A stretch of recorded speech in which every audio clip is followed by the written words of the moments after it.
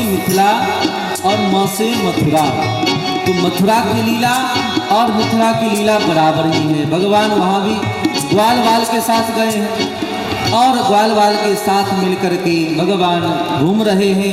भगवान राम भी यहाँ घूमे हैं।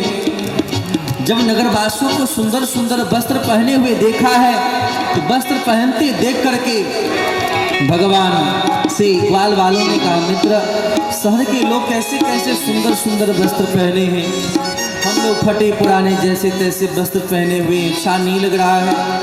भगवान बोले, चिंता क्यों करते हो, मामा का घर है, मामा के यहाँ तो मांग करके लेने का अधिकार है।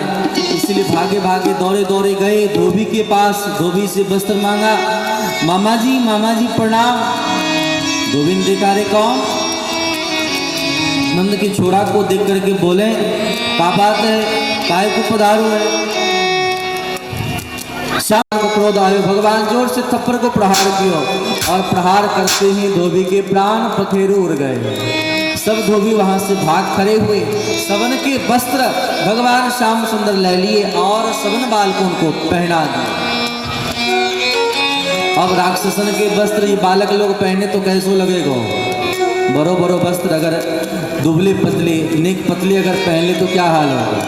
सड़क पर चल रहे हैं, चलते चलते सबके सड़क अपने आप ही साफ होते जा रहे हैं। जब एक शर्म लागे, लेकिन ब्रजवासियों को आप देखेंगे कि थावर थुवा चंदन करते हैं, पूरे मस्तिष्क में चंदन लपेटे रहते हैं। थोड़ा ही नहीं, पूरे मस्तिष्क में चंदन, पूरे कपोल तक, पूरे अंग में चंदन लगाए रहते हैं। चंदन से बड़ा प्रेम, इत्र से, सुगंध से बड़ा प्रेम आप यहाँ देखते ही हैं। जब से हम लोग आए हैं, यहाँ के जो डॉक्टर साहब हैं बुआ जी, इतने इत्र फुलेल को इन्होंने बहा दिया होगा, लगता है बारिश ही हो रही है।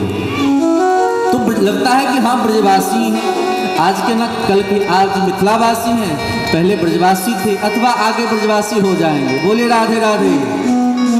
तो ब्रजवासी को माला से, चंदन से और अतर से, सुगंध से बड़ो प्रेम और मिष्ठान से, लड्डू पेड़ा से बड़ो प्रेम। तो भगवान ने माला पहनो।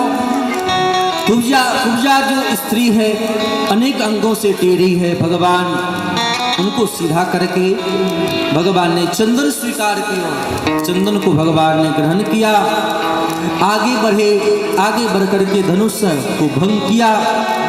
धनुष भंग करने के बाद प्रातः काल होने पर कुबलिया पीड़ नाम के हाथी सबका वध करते हुए, चाणूर मुष्टिक सबका संहार करते हुए, जो सभा मेला में पहलवान लोग मल्ल युद्ध कर रहे हैं, भगवान श्याम सुंदर सबके मध्य पर पहुंच करके सबका वध किए हैं।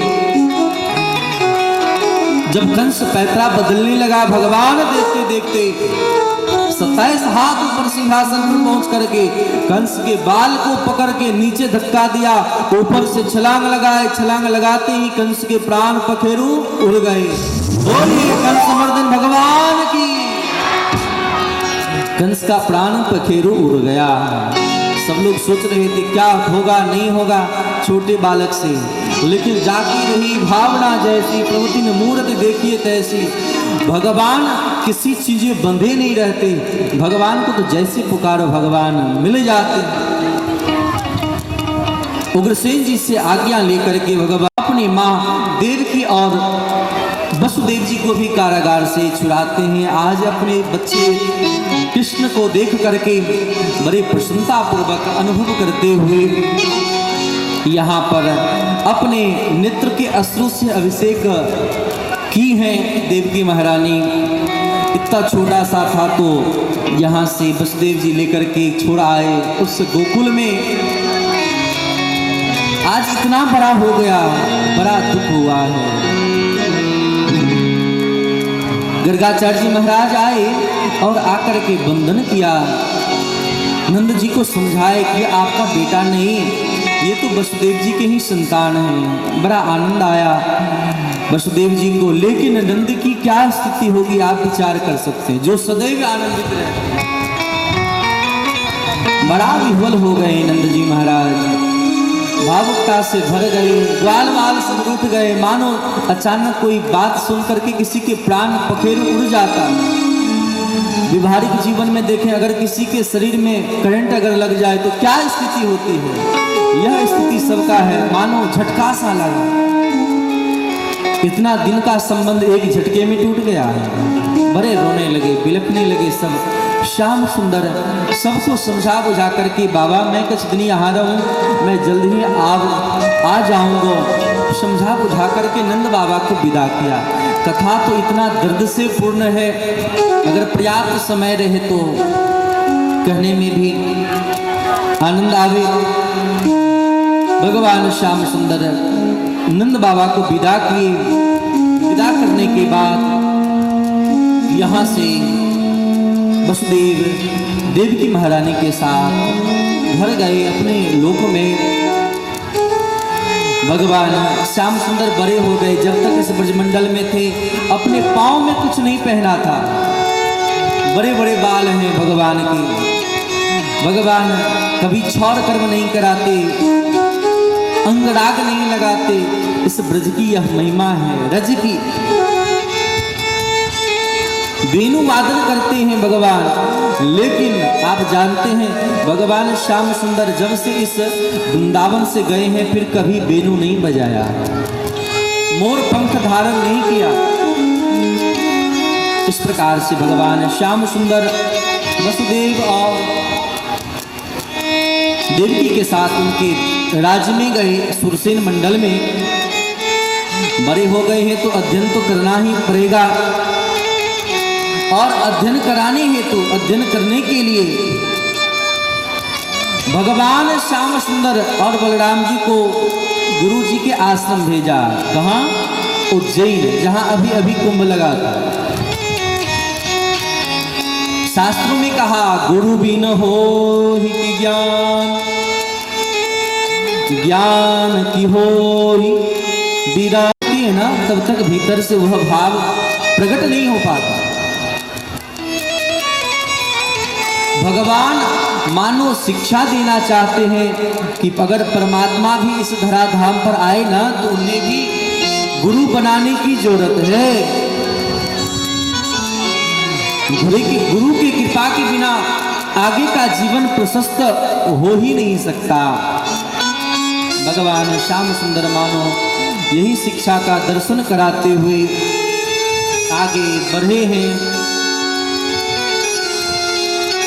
बहुत सारे मित्रों को बनाया, समस्त वेद वेदांगों का अध्ययन किया। ऐसा नहीं कि बड़े बाप के बेटा है तो चलो पैसा दे करके डोनेशन दे करके पढ़ लिया, ऐसा नहीं किया। गुरुदेव के चरण शुश्रूषा करके वेदाध्ययन करते हैं। 64 दिनों में ही सर्वांग विद्या का अध्ययन भगवान श्याम सुंदर ने किया। जंगल में जाते, लकड़ी काटते और लकड़ी काट करके लाते, अग्नि प्रज्वलित करते, भिक्षाटन करते और भिक्षाटन ला करके गुरुदेव की अग्नि को बनाते, यजन करवाते। और जब यजन हो जाता तब उनकी सेवा करते, विद्याध्ययन करते। जब विश्राम करने लगते तब उनके चरणों को दबा करके विश्राम करते। उनके इन शुश्रूषा को देख करके सांदीपनी गुरुदेव प्रसन्न हो गए। बोलिए श्री सद्गुरु भगवान की जय हो, श्री सद्गुरुदेव भगवान की जय हो। हम लोग भी सौभाग्यशाली हैं, हमारे आपके मध्य में भी हमारे गुरुदेव भगवान विराजित हैं। सब लोग जोरदार ताली के द्वारा गुरुदेव भगवान का अभिनंदन करेंगे। बोलिए श्री सद्गुरु भगवान की जय हो। क्योंकि अगर आप खड़े भी होंगे तो काफी समय लगेगा। तो मनोभाव गुरु ही प्रणाम, मन ही मन के नाम। जो गुरु कृपा करे, जो गुरु कृपा करे मोते, जो गुरु कृपा करे कृपा करे मोह पर, जो गुरु कृपा करे जो गुरु कृपा करे कोटि को पाप पल छिन में, कोटि को पाप पल छिन में, जो गुरु कृपा करे मोते, जो गुरु कृपा करे। ताली की सेवा करते गाएंगे।